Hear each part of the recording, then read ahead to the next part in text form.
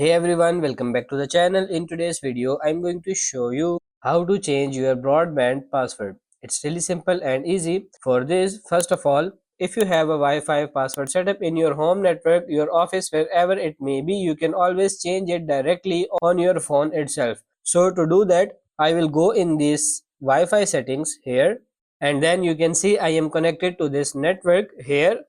If I wanted to change the Wi-Fi password, for that I'm just going to tap that here, and now I can scroll down, and what I'm going to look for where it says router and it has an IP address associated with that router. So I'm going to tap and hold on it and hit copy, and then hop out here and open up a web browser and then simply paste it here and go. So basically what I want to do while logged into that network is to go to the IP address for that router. So you can see up it pops up with I have a T, and it gives me a bunch of different information about my specific router and my Wi-Fi.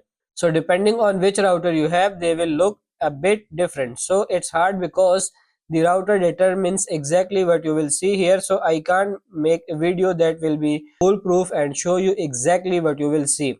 This is for a TNT, so it will have the ATT fiber internet. So this is what it will look like. So you can see here it says network name. On here I can tap where it says password, click here for the details, and all I have to do is find the device access code. So it says basically this access code is on the back of the router. Just find that code and then hit continue, and then they will allow you to change that password.